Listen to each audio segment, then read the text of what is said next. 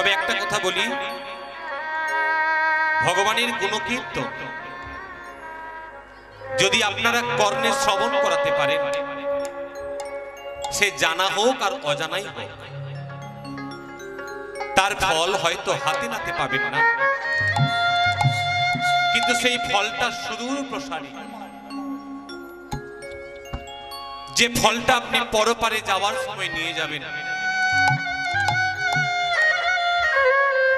আপনি যখন পরপারে যাবেন, ভবপারে, ভগবান যে দরজাটা লাগিয়ে রেখেছেন সেই দরজার কাঠিটা আপনার হাতে দেবে কিনা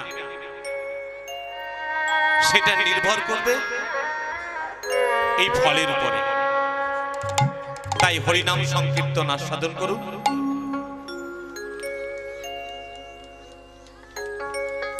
ভগবান শ্রী চৈতন্য মহাপ্রভু কলিযুগে এলেন কেন, একটু ছোট্ট করে জেনে নেব। শাস্ত্র কি বলছে মা? কই ছল রাধা প্রেম, কই ছল মধুরে মা, কই ছল সুখে তুভ, এ তিন বাঞ্ছিত ধন ব্রজে না হইল পুরন, ভাবিয়া না পাই মুয়। তাই ভাবিয়া দেখিল মনে, শ্রীরাধার স্বরূপ বিনে এ বাসনা পূর্ণ কভু নয়। তাই রাধা প্রেম গুরু করি, রাধা অঙ্গ কান্তি বাইরে ধরি, নদিয়াতে হব উদয়। ভগবান শ্রী চৈতন্য মহাপ্রভু যখন দাপর যুগে ছিলেন কৃষ্ণ অবতারে,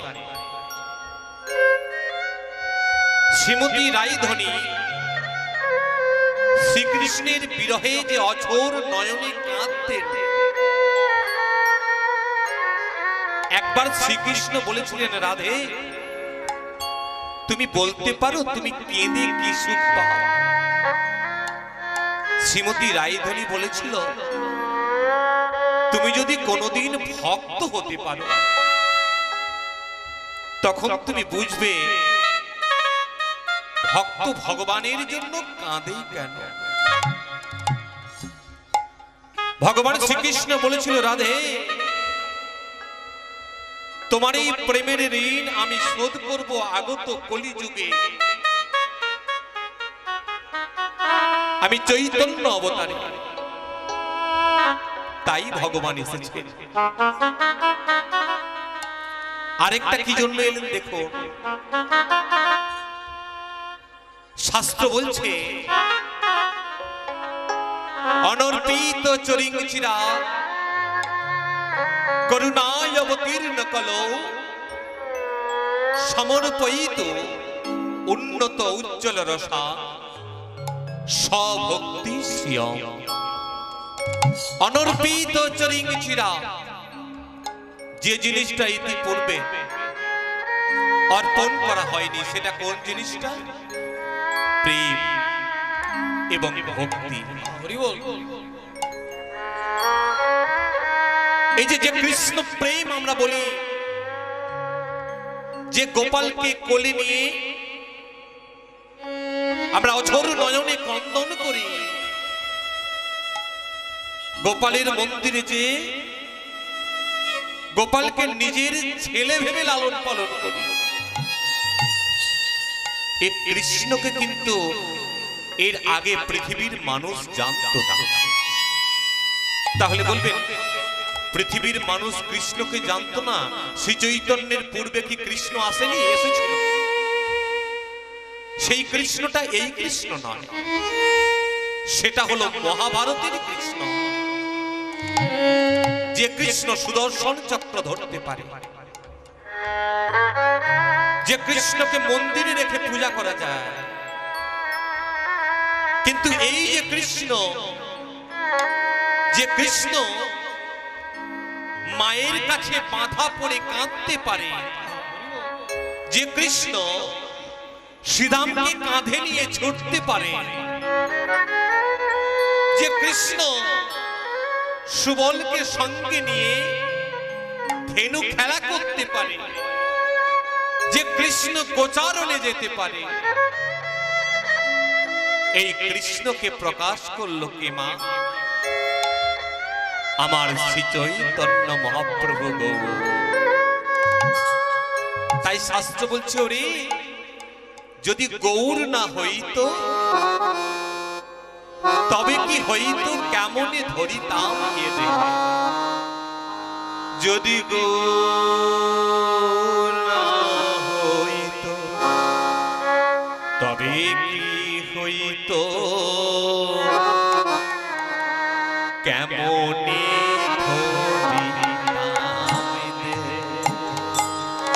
যদি গৌর না হইতো তবে কি হইতো, কেমনে ধরি তবে।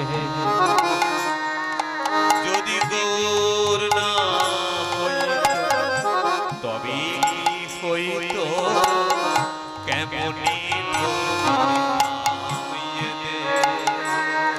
যদি গৌর না হইতো তবে কি হইতো, কেমনে ধরিতাম দেহে। ওই রাধার মহিমা প্রেমরস সীমা, রাধার মহিমা প্রেমরস সীমা, রাধার মহিমা প্রেমরস সীমা, রাধার মহিমা প্রেমরস সীমা। জগতে জানাত কে, জগতে জানাত কে। ওই রাধার মহিমা প্রেমরস সীমা, জগতে জানাত কে, জগতে জানাত কে। বলো কে জানাত, ওই নাকি জানাত, কে জানাত, আহা কে জানাত। ওই রাধার মহিমা কে জানাত। আজ রাধার মহিমা কে জানাত। যদি প্রাণে গোবিন্দ আমার নাই আসিত, রাধার মহিমা কে জানাত। আহা গোবিন্দ যদি নাই আসিত, রাধার মহিমা কে জানাত। মধুর বৃন্দাবন বিপিন মাধুরী প্রবেশ চাতুরী। আজ মধুর বিপিন মাধুরী প্রবেশ চাতুরীশা। বলছে মধুর বৃন্দা বিপিন মাধুরী প্রবেশ চাতুরীশা। বৃন্দা বিপিন অর্থাৎ বৃন্দাবন। বলছে বৃন্দাবনে যদি প্রবেশ করতে হয় কোনো চাতুরিতা করলে চলবে না। তাহলে বলবেন কেন আমরা কি বৃন্দাবন যেতে পারি না? পারেন, আপনারা বৃন্দাবনে যেতে পারবেন, কিন্তু বৃন্দাবনে গিয়ে যদি রাধা কৃষ্ণের লীলা খেলা দেখতে হয়, ভগবান রাধা কৃষ্ণকে যদি দর্শন করতে হয়, সেটা চাতুরীর দ্বারা হয় না মা। সেটা কি দরকার? তার জন্য ভক্তি দরকার, প্রেম দরকার। সেই ভক্তিটা কাদের ছিল? বরজ যুবতী মধুর বৃন্দা বিপিন মাধুরী প্রবেশ চাতুরীশা। আহা মধুর বৃন্দা বিপিন মাধুরী প্রবেশ চাতুরীশা। আবার বরজ যুবতী ভাবের ভক্ত, আমার বরজ যুবতী ভাবে শকতি। আবার বরজ যুবতী ভাবের ভক্তি বরজ যুবতী পাবেন শকতি শকতি হইত কার, শকতি হইত কার। আমার বরজ যুবতী ভাবেন শকতি শকতি চিরিন শকতি তাই মা, যদি আমরা সেই বৃন্দাবনে লীলা খেলা দেখতে চাই কি করতে হবে? তাই কি করতে হবে? গাহ গাহ পুন গৌরাঙ্গের গুণ, গাহ গাহ পুন গৌরাঙ্গের গুণ, গাহ গাহ পুন গৌরাঙ্গের গুণ, গাহ গাহ পুন গৌরাঙ্গের গুণ, সরল করিয়া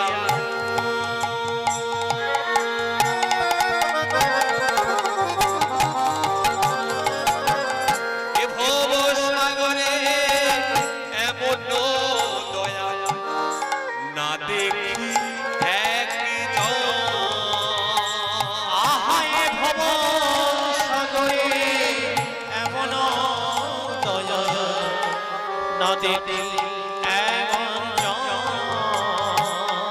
আমি এমন দয়া দেখি নাই, আমি এমন দয়া আমি এমন দয়াল আর দেখি না আমি দেখি না আমি দেখি না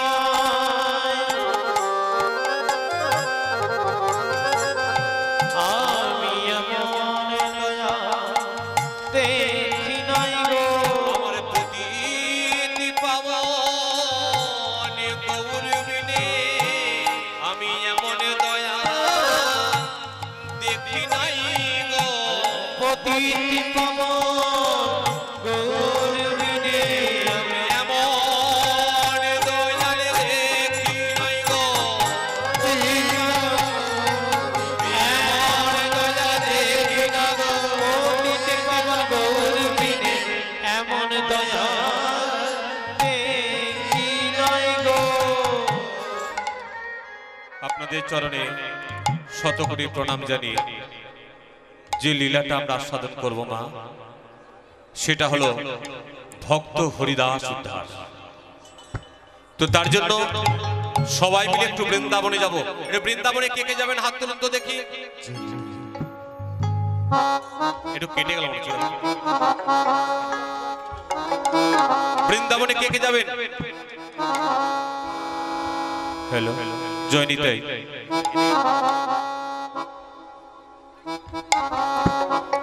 হরি কৃষ্ণ।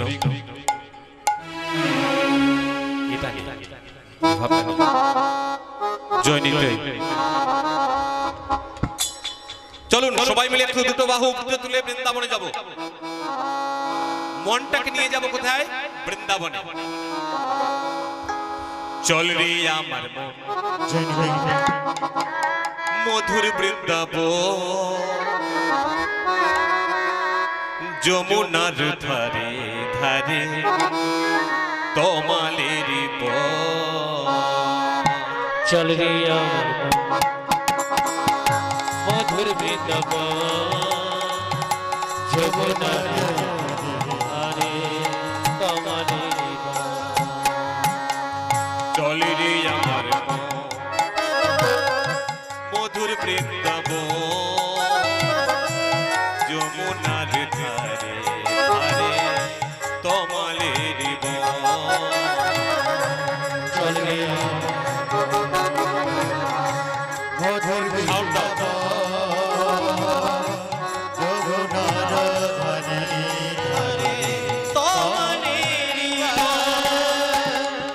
চল রে আমার মধুর বৃন্দাবন, যমুনার ধারে ধারে তমালের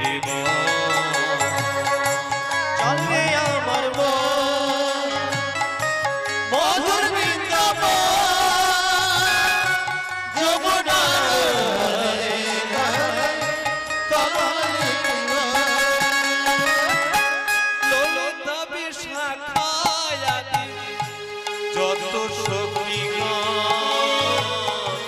জল ভরিতে যায় যমুনা হয়ে এক মন। যেথায় ললিতা বিশাখায় যত সখীগণ জল ভরিতে যায় যমুনা হয়ে এক মন। চল রে আমার মন মধুর বৃন্দাবন যমুনার ধারে আরে তমালের মন। একবার চল রে আমার মধুর বৃন্দাবন যমুনার ধারে ধারে কমল নিবাস। নিতাই গৌর হরি বল হরি বল হরি বল হরি বল।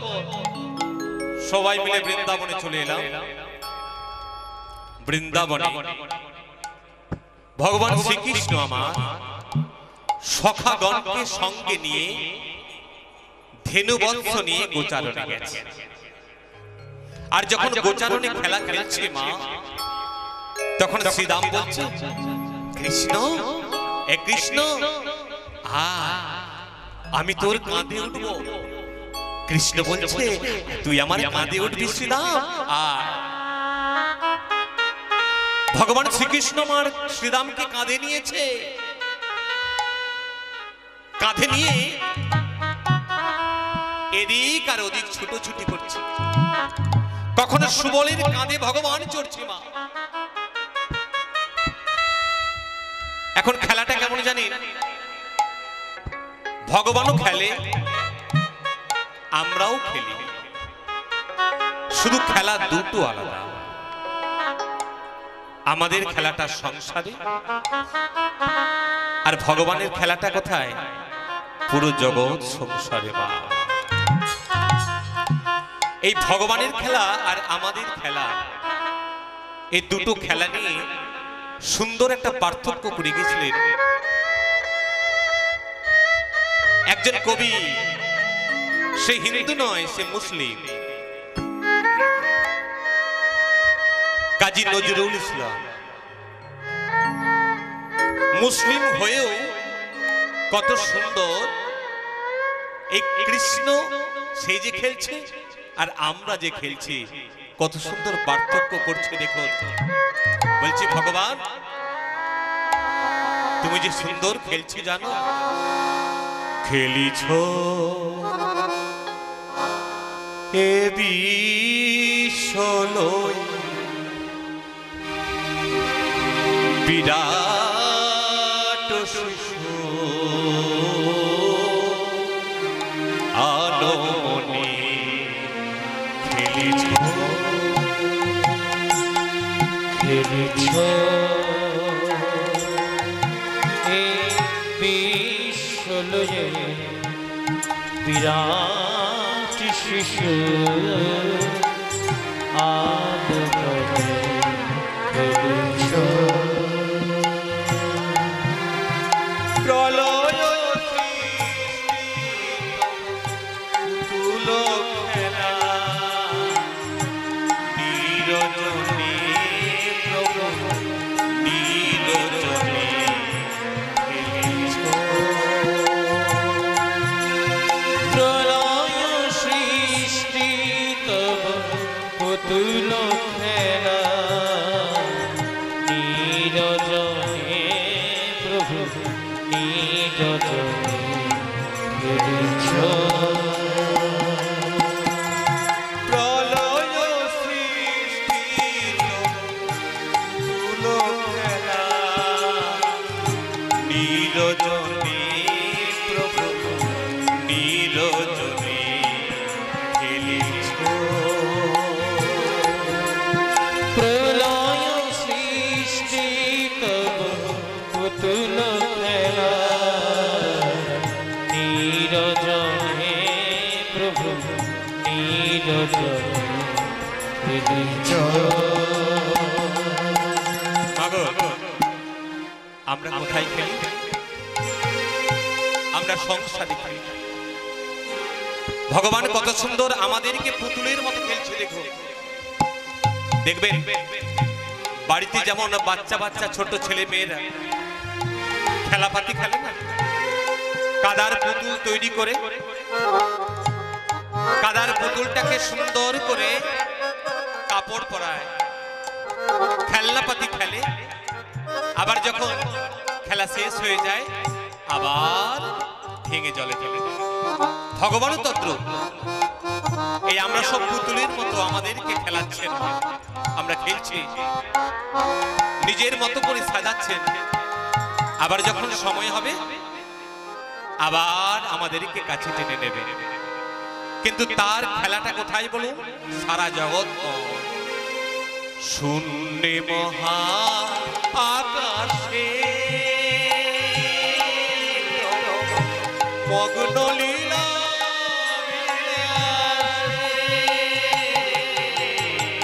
শূন্যে মহা আকাশে তুমি মগ্ন লীলা বিলাসে।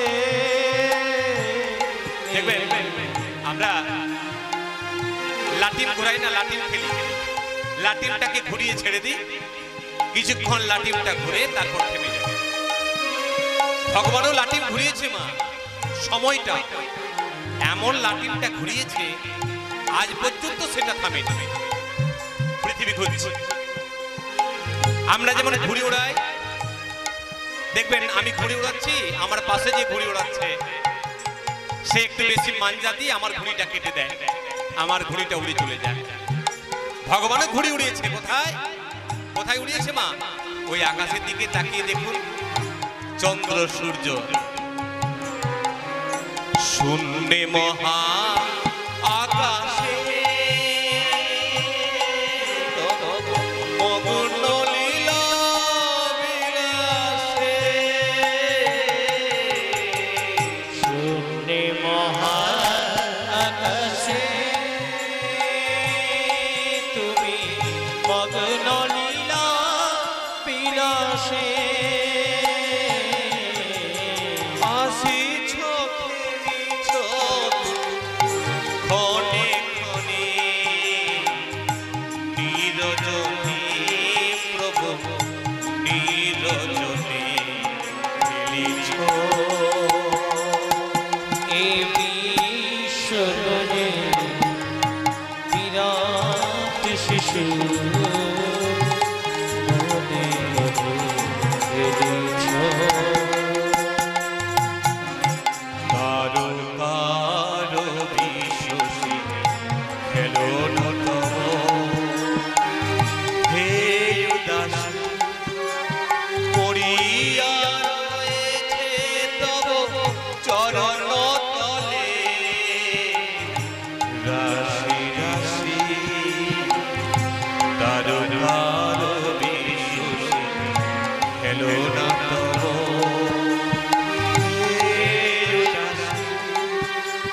পড়িয়া রয়েছে তব চরণ তলে রাশি রাশি শূন্যে মহা আকাশে মগ্ন লীলা বিলাসে। শূন্যে মহা আকাশে তুমি মগ্ন লীলা বিলাসে। ভাঙিছ গড়িছ নীতি ক্ষণে ক্ষণে নিরজনে প্রভু নিরজনে খেলিছ। হৃদয় গৌর হরি বল হরি বল। বিশ্বলয়ে বিরাট শিশু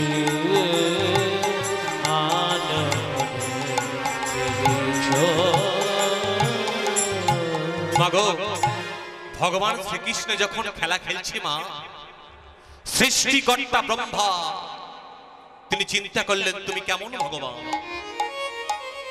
তুমি যদি ভগবান হবে তবে এঠো ফল খাবে কেন? তুমি যদি ভগবান হবে, তুমি তো সিংহাসনে বসে থাকবে, তুমি এমন করে সখাদেরকে কাঁধে নেবে কেন?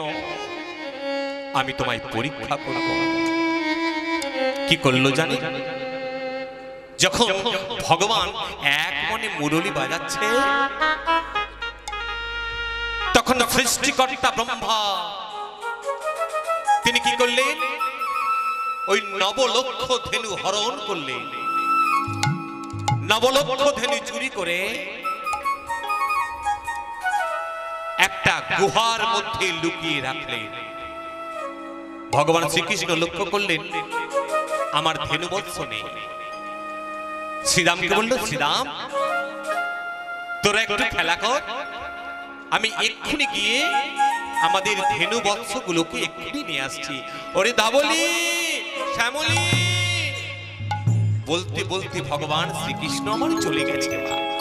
আর এই সুযোগে ব্রহ্মা সখাদেরকে মায়ায় আবদ্ধ করে নিয়ে গিয়ে ওই গিরি গোবর্ধন পর্বতের গুহাতে লুকিয়ে রাখলেন। ভগবান শ্রীকৃষ্ণ যখন ঘুরে এলেন, দেখছেন সখাগণ নেই। চোখ মুজে বুঝতে পারলেন ব্রহ্মা। ব্রহ্মা, তুমি এসেছো বৃন্দাবনে আমায় পরীক্ষা করতে।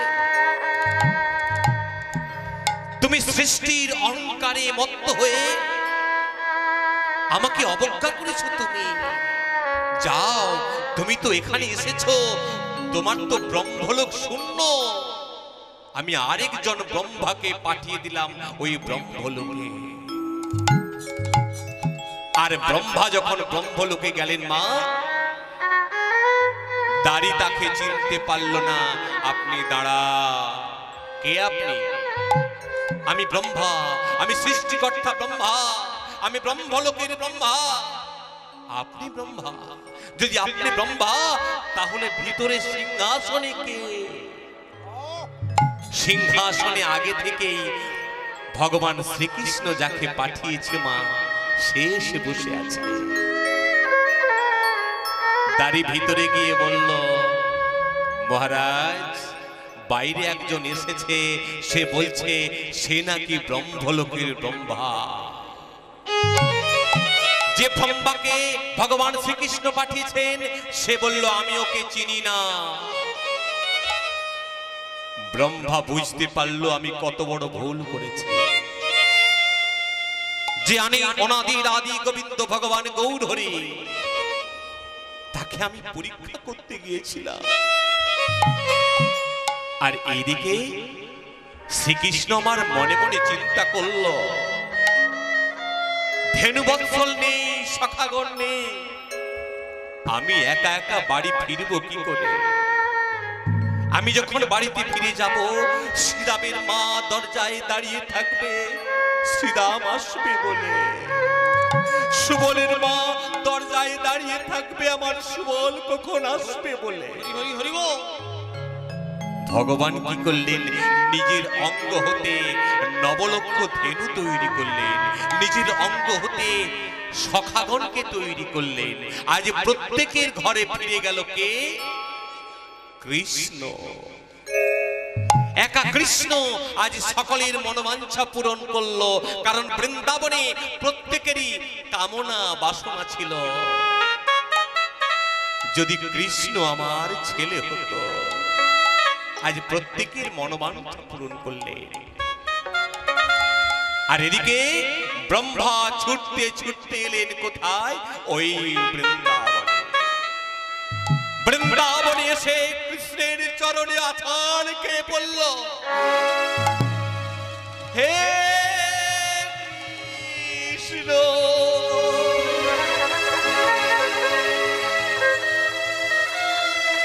করুণা সিন্ধু,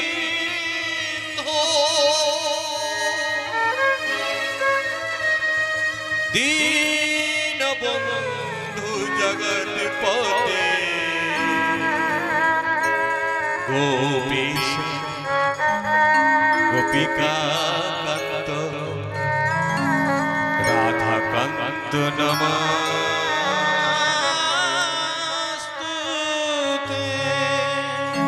গোবিন্দম আদি পুরুষ তমহং ভজামি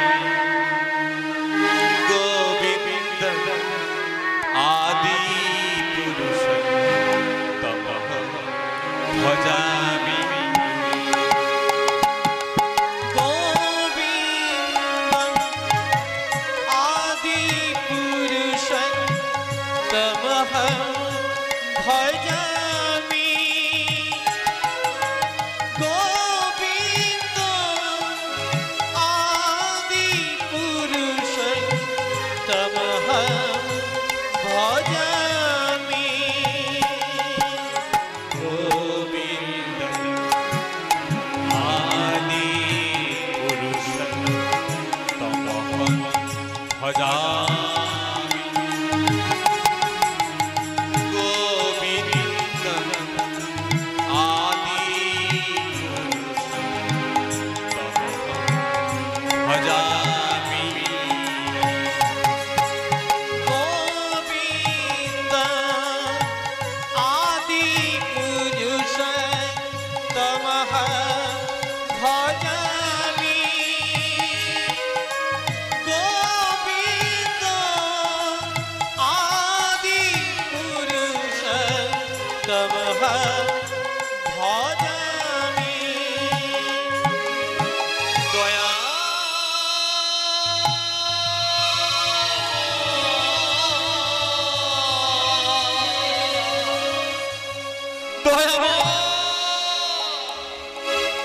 আছাড় খেয়ে পড়ল ব্রহ্মা গোবিন্দ চরণে। ক্ষমা করো প্রভু, আমি অপরাধ করেছি। অঝোর নয়নে কাঁদছে ব্রহ্মা। ব্রহ্মা ব্রহ্মা তোমার চোখে জল। আমি অপরাধ করেছি প্রভু, আমি অপরাধ করেছি। কি অপরাধ করেছ প্রভু? আমি তোমাকে চিনতে না পেরে তোমার নবলক্ষ ধেনু আর সখাদের হরণ করেছি। না না না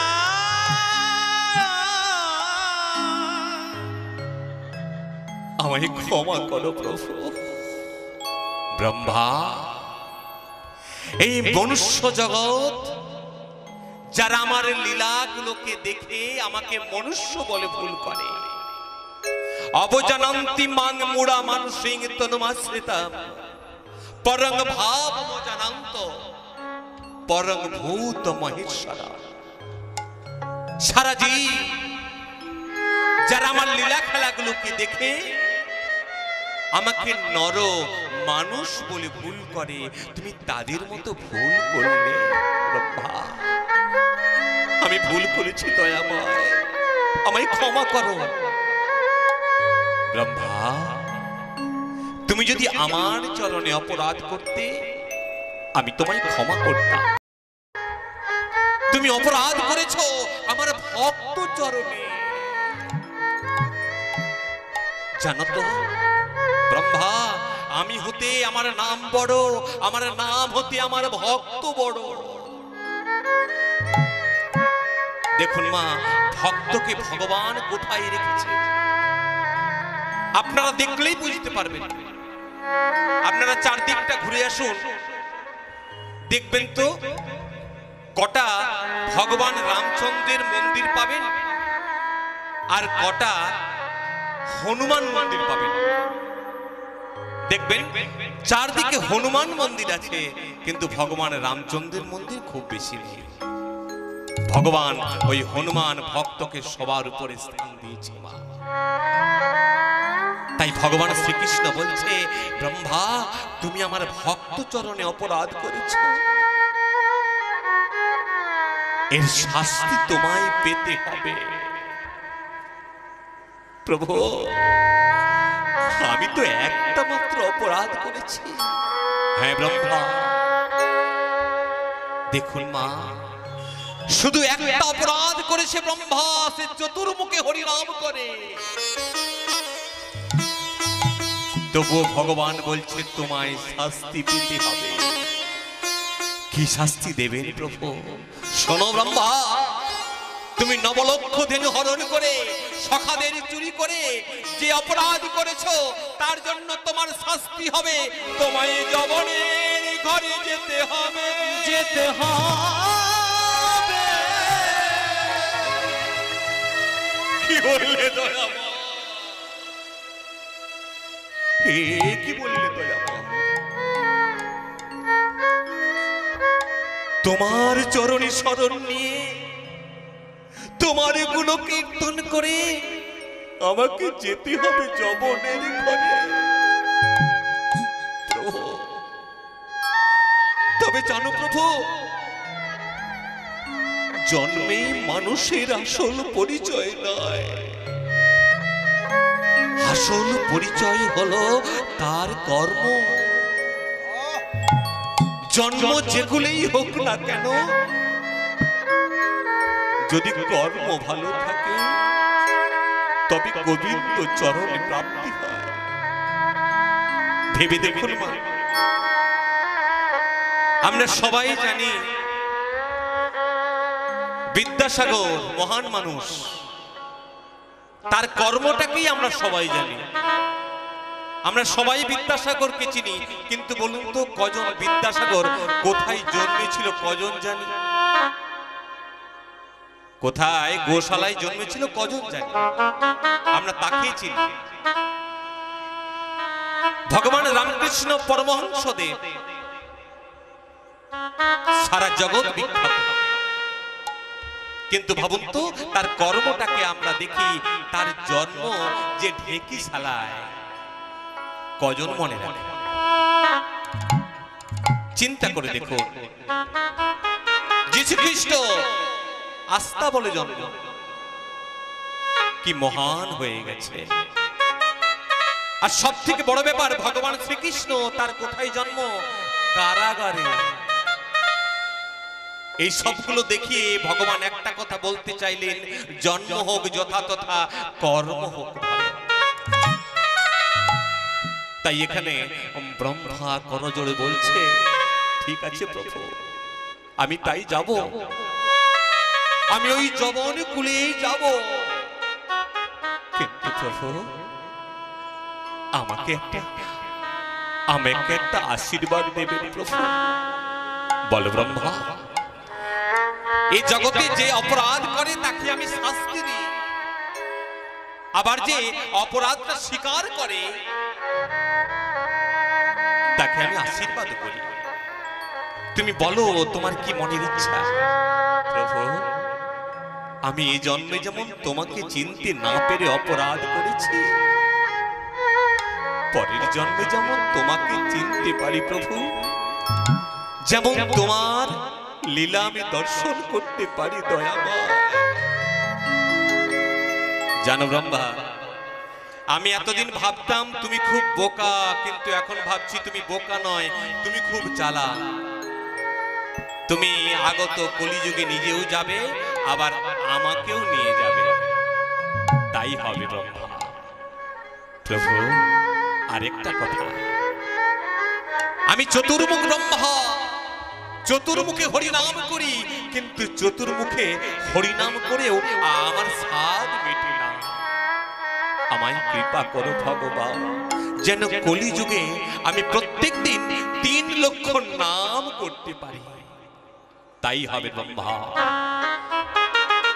তুমি কলিযুগে তুমি হবে নামাচার্য হরিদাস। চলে এলেন, জন্মগ্রহণ করলেন কোথায়? ভগবান শ্রী চৈতন্য মহাপ্রভুর আসার 35 বছর আগে। কোথায় এলেন?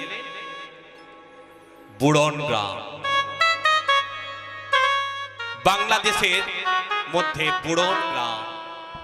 বর্তমান সেটা সাতক্ষীরাতে অবস্থিত, সাতক্ষীরা জেলাতে। এখন সেই জায়গাটার নাম কেড়াগাছি। সেটা হচ্ছে ওই হরিদাস, আমার ব্রহ্মা জন্মগ্রহণ করলেন কোথায়? হাবিউল্লাহ মিয়ার গৃহে। নাম হলো হারিস। তবে এই সম্বন্ধে অনেক মতবাদ আছে। কোন কোন গ্রন্থ বলে তার নাকি ব্রাহ্মণ কুলে জন্ম, পিতার নাম সুমতি মিশ্র এবং মা হলো গায়ত্রী দেবী। যখন জন্ম হয়, জন্মের পরে পিতা যখন মারা যায় তখন মাকে সহমরণে যেতে হয়, আগে নিয়ম ছিল। তারপর ওই হবিউল্লাহ মিয়ার কাছে আসে আমার ওই হারেস, নাম হলো হারেস। যাক, যাই হোক না কেন, জন্মটা বড় ব্যাপার নয়, আসল জন্ম নাম হলো কি হারেস। হারেস যখন ছোট্ট মা, হাবিউল্লাহ মিয়া যখন নামাজ পড়ে, হারেস তখন একটু পাশে গিয়ে হিন্দুদের যে তুলসী তলা আছে, তুলসী তলায় বসে বসে হরিনাম করে। বারবার শুধু হাবিউল্লাহ মিয়া বলে, ওরে হারেস, তুই তো যবনের ছেলে, তোর যবন কুলে জন্ম, তোর মুসলমান কুলে জন্ম, তুই এমন করে হিন্দুদের হরিনাম করিস কেন? যখন হিন্দুদের মৃতদেহগুলোকে কাঁধে করে নিয়ে যেতে যেতে সকলে বলে হরিব হরিব, আর চিৎকার করে হারেসও বলে হরিব হরিব। আস্তে আস্তে একটু বড় হয়েছে। যখন বড় হয়েছে তখন পাড়ার আর সকলকে নিয়ে হারেস খেলা করে। কিরকম করে খেলা করে? গান করতে করতে, কৃষ্ণ কেশব কৃষ্ণ সুধা মাখা এই নাম হরি নাম, মধু মাখা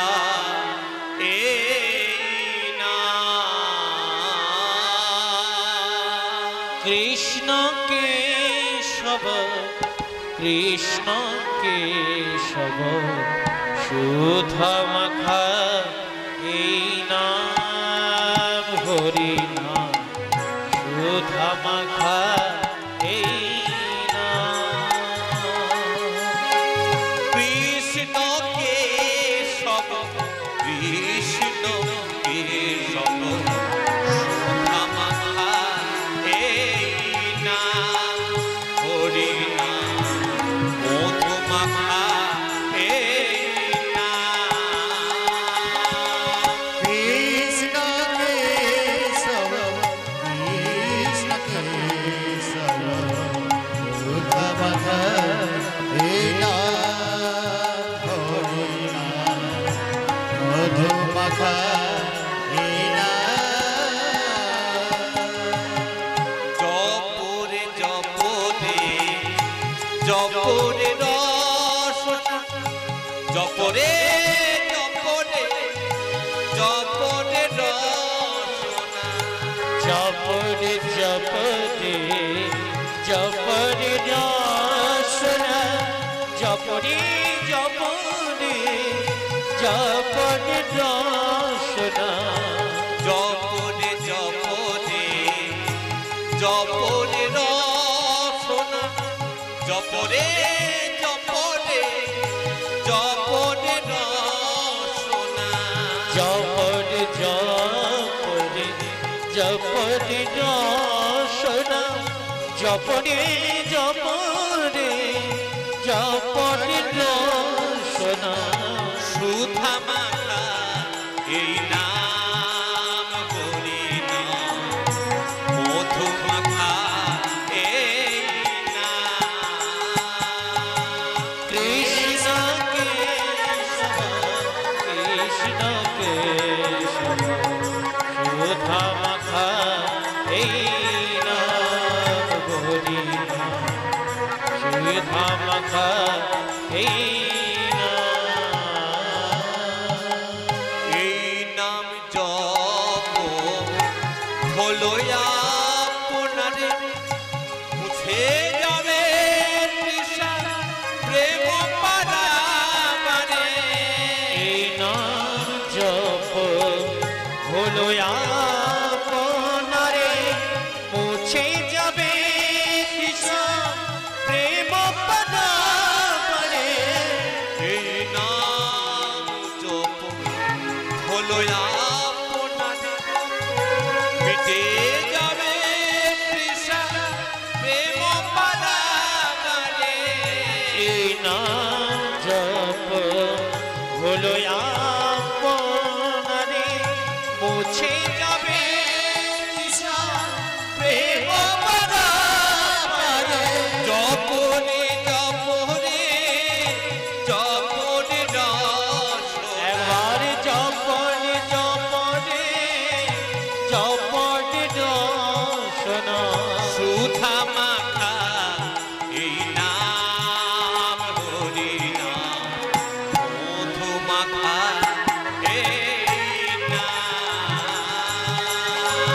কৃষ্ণ কেশব কৃষ্ণ কেশব উদ্ধব এই নাম হরি নাম উদ্ধব এই নাম হরেশ বন্ধ কর বন্ধ কর বন্ধ কর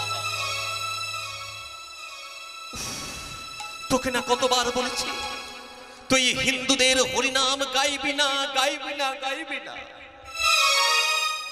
পিতা আমি কতবার ভেবেছি ওই হিন্দুদের হরিনাম গাইব না কিন্তু কিন্তু জানো পিতা আমি যত হরিনামকে ভুলে যেতে চাই হরিনাম আমায় ভুলে না গো মা এসেছে ওরে হারেশ শোন আমরা মুসলমান আমাদের ঘরে হিন্দুদের হরিনাম করা অপরাধ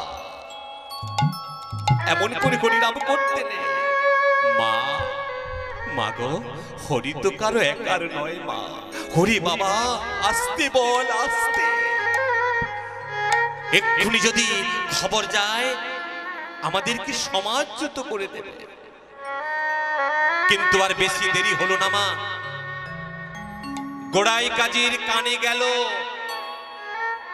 যে হবিউল্লাহ মিয়ার ছেলে হারেশ সদা হরি নাম করে কৃষ্ণ নাম করে ডাক পড়ল হবিউল্লাহ মিয়া বলুন হুজুর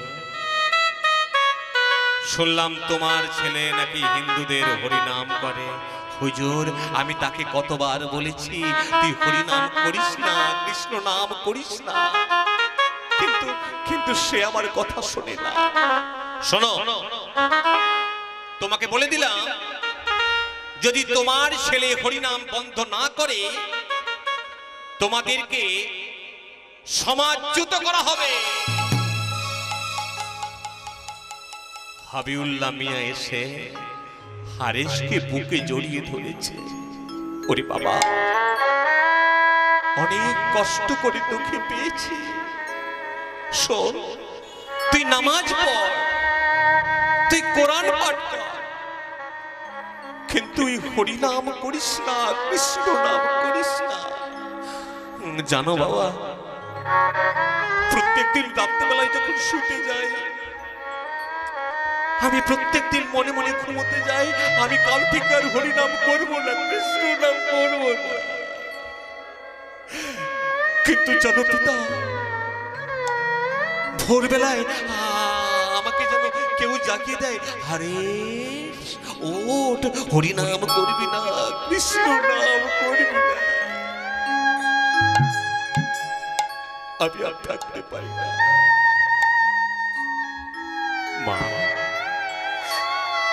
শোনো আমার আর এখানে থাকা হবে না আমার জন্য তোমরা কষ্ট পাবে কেন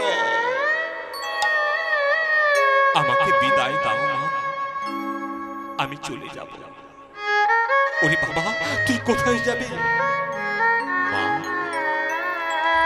আমার মনে যাকে আমি ধরেছি তাকে আমি দেখার জন্য এক্ষুনি চলে যাব মা আমায় বিদায় দাও শুধু শুধু তুমি তো আমাকে ভালোবেসেছ একটা কথা রাখবে মা? বল বাবা, আমার একটা কথা রাখবে মা, বল। যাবার বেলা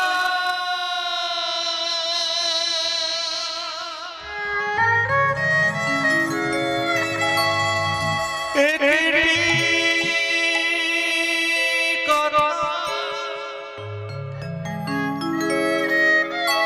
শুধু বলে যা,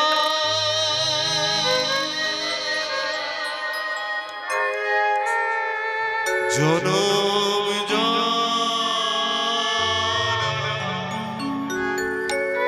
এই হরিনাম আমি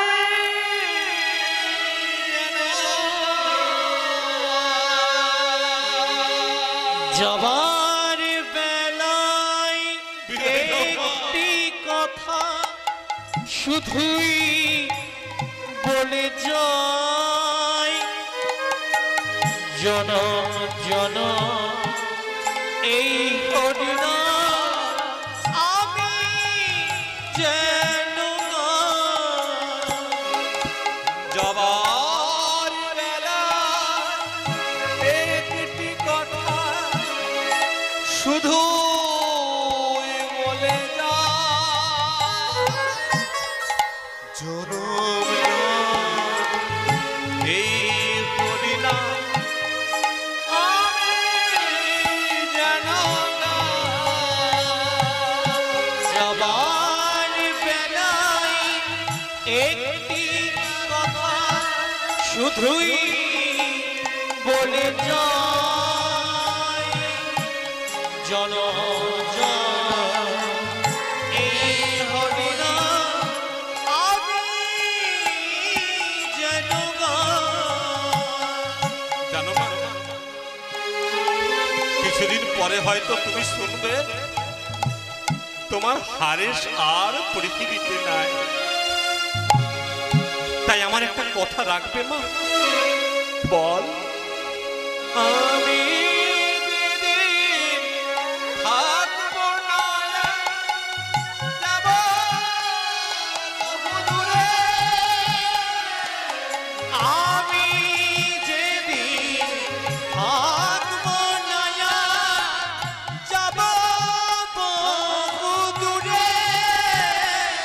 তোমরা সাজের প্রদীপ জ্বালিয়ে দিও কৃষ্ণ নামের সুরে। আমি যেদিন থাকবো না, বিদায় দাও মা। যাব বহু দূরে। সাধের প্রদীপ জ্বালিয়ে দিও কৃষ্ণ নামের সুরে। আমি চলে যাই, আমি চলে যাই, আমি চলে ডাক পড়লো গোড়াই কাজীর কাছে হারেছে। কি নাম তোমার? হুজুর হারেস। কি করা হয়? হুজুর হরিনাম করি, কৃষ্ণ নাম করি। চুপ কর। হরিনাম করো কেন, কৃষ্ণ নাম করো কেন? তুমি তো মুসলমানের ছেলে, তুমি কোরআন পাঠ করবে, তুমি নামাজ পড়বে, তুমি মুসলমান হয়ে কেন হিন্দুদের হরিনাম করো? হুজুর হরি তো কারো একার নয়, হরিকে যে যখন ডাকে হরি তখন তার হয়ে যায়। হরিকে যখন আমি ডাকি হরি তখন আমার হয়ে যায়, আর হরিকে যদি আপনি ডাকেন হরি আপনার হয়ে যাবে। চুপ করো। শোনো, কাল থেকে তোমার হরিনাম বন্ধ। হুজুর আমি কতবার ভেবেছি হরিনাম ছেড়ে দেব, আমি কতবার ভেবেছি কৃষ্ণ নাম ছেড়ে দেব, কিন্তু হুজুর আমি হরিনাম ছেড়ে দিলেও হরিনামই তো আমায় ছাড়ে না। ছাড়ে না হুজুর আমি হরিনাম ছেড়ে দিলেও হরিনাম আমায় ছাড়ে না। একবার যে জিহ্বায় হরিনাম করে তার জিহ্বা হরিনাম করতেই থাকে। তাই আপনাদেরকে বলে যাই মা,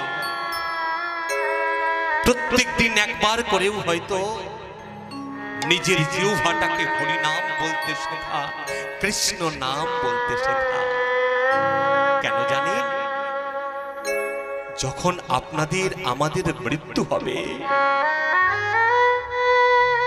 আমরা কথা বলতে পারবো না, উঠে দুটো হাত উপরের দিকে তুলে হরিনাম বলতে পারবো না, কিন্তু আমাদের এই জিহ্বাটা তখনও পর্যন্ত কৃষ্ণ কৃষ্ণ বলে কাঁদবে। আর যদি কৃষ্ণ কৃষ্ণ বলে কাঁদতে পারো তবে ভগবানের চরণ লাভ করা হবে। তাই বলি করো, কৃষ্ণ নাম করো, নাম আশ্রয় করো। তাই হারেশ বলছে হুজুর আমি হরিনাম ছেড়ে দিলেও হরিনাম আমায় ছাড়ে না। শোনো,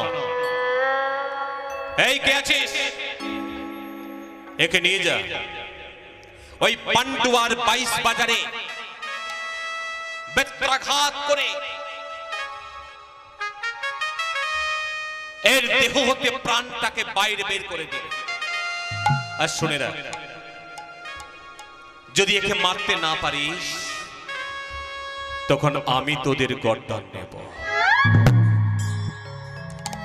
আদেশ হয়ে গেল। গড়াই কাজী পান্ডুয়ার 22 বাজারে নিয়ে গিয়ে একটা গাছের সঙ্গে শক্ত করে বাঁধা হলো হারেসকে। আর কয়েকজন পেয়াদা গিয়ে মারছে, হরে হরিনাম ছাড়, হরিনাম ছাড়। ভগবান, এরা কেউ বোঝে না কাকে মারছে।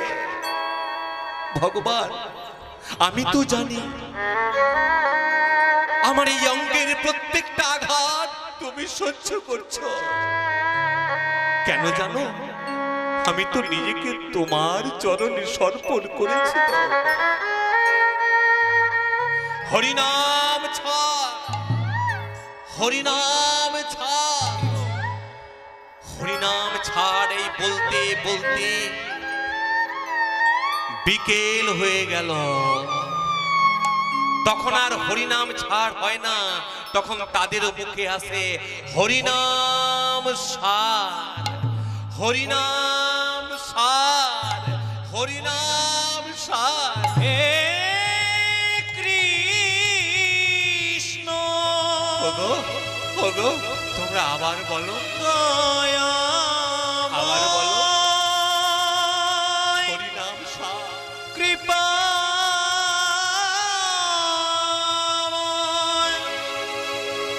দেখা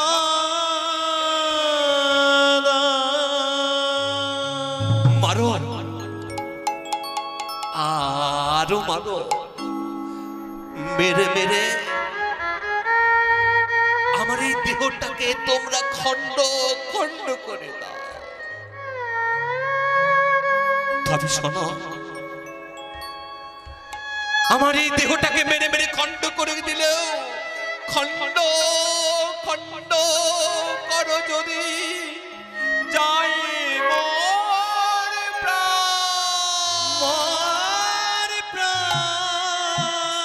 তথাপি না ছাড়িব বদনে সুধা মাখা হরি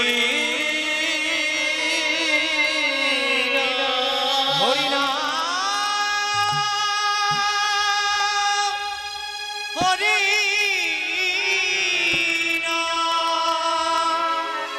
হরি নাম হরি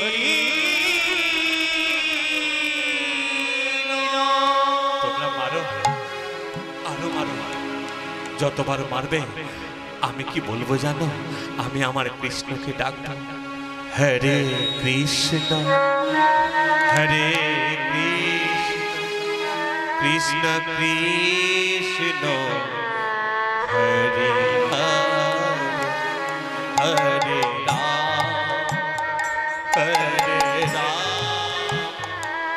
রাম রাম হরে হরে কৃষ্ণ হরে কৃষ্ণ কৃষ্ণ কৃষ্ণ হরে হরে হরে রাম হরে রাম রাম রাম হরে হরে হরে কৃষ্ণ হরে কৃষ্ণ কৃষ্ণ হরে হরে রাম হরে রাম রাম রাম হরে হরে কৃষ্ণ